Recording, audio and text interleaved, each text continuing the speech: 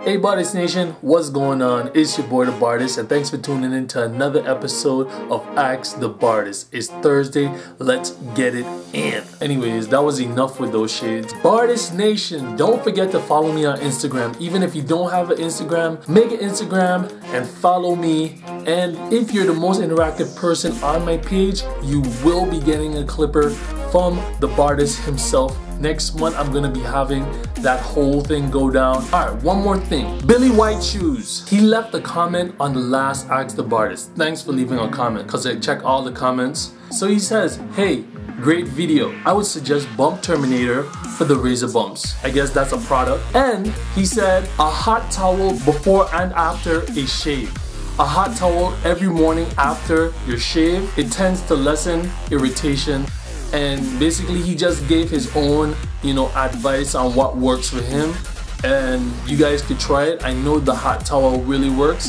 I have never tried Bump Terminator, but I'm sure it's pretty good. Alright, so let's get into Ask the Bartist. The first question is from Anthony Samad, and he says, any tips for fading without leaving visible lines?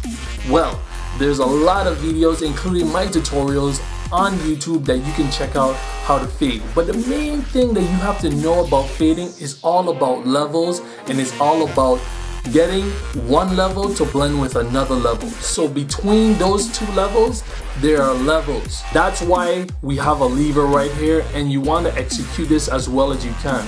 So you want to work your way from less to greatest as you're going up and blending. Like I mentioned, fading is all about using the levels that you have.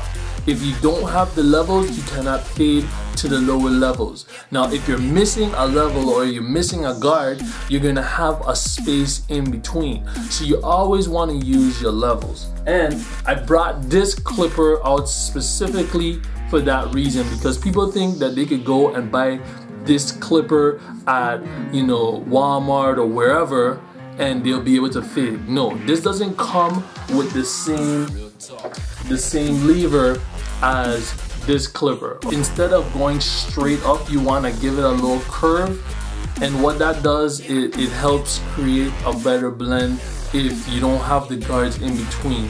So that's another tip that you can use and try. Never give up on your blend. Always know that there's always a level below that you can use to get rid of that line. Another question comes in from Anthony Samad again. He's lucky because this is a great question.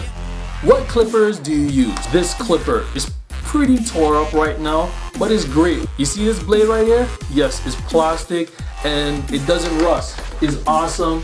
It's called the Andes Speedo Glide Master 2. I also use this. It's called the T-Edger. I had this for a while.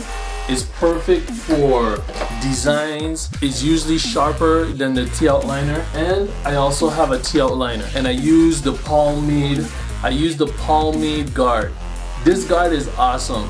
It's stainless steel, and it's a cooler blade than the one that it originally comes with. This blade takes longer to get hot, and it cuts way better. Alright, so the next question comes in from Dumb Down the Break, and he says, hey Bartist, I've been a fan for a long time, and I was wondering how to do a blonde or dye patch. Alright, so that's a great question. One thing that I'll say, the first thing you need to do is you need to figure out what color you want your hair. But if your hair is dark and you want to get it to like a neon color or something like that, you're gonna have to bleach it, and then you're gonna have to dye it. But if your hair is light already, you can dye it with whatever colors you want. And what I would suggest is you to use the brush. I can't remember what the name of the brush is, but it's a specific brush that I used in the previous tutorial that you can use to get it in that specific patch. You're not gonna get it in a perfect patch, but that's what I would recommend. Try to isolate your hair. If you have a lot of hair, try to isolate it as best as you can and apply the dye to that specific area. So the next question comes in from C. Ryan Gordon, and he asks, he says, thanks for taking the time out to do videos. I'm still learning, but your videos help. Main issue I have with my hairline, making the corners have a sharp point. Plus, I always have scars around my hairline because I cut the skin without realizing it. The first question is very simple. Most of the time we think that the clipper stops at that edge point, that final edge point. Well, this one is closer than the original T-outliner blades. But we usually think that, you know, at the edge is where it stops, but it really doesn't stop at the edge of the blade. It stops a little in your first edge, you go in a little more, and up you go in a little more, because the blade, it doesn't cut straight to the end. So I think that's your main problem. The second question was, you basically, you know, get scars when you shape up and you don't realize it. You don't scar yourself, it's the clipper.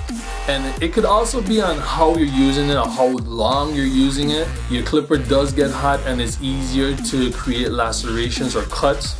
And also, if your blade is too close, you will have to adjust it. And the only way you could do that is by taking off the blade, screwing out the screws, and adjusting it a little lower. But if the problem is that you use your clipper very long while shaping up and you burn yourself, maybe that's the reason why these things are showing up and you're not even noticing it. The next question comes in from, I don't know, this is like Russian or something. What's up, my dog, Dabartist? I'm writing you from Russia. That's pretty cool. Alright, so I'm guessing from this overall question you're asking me, how do you make your shape up straight? Now, the one thing that I can say, to make up shape up straight, it takes a lot of practice, but there's one trick that I realized that is one of the best tricks in my book.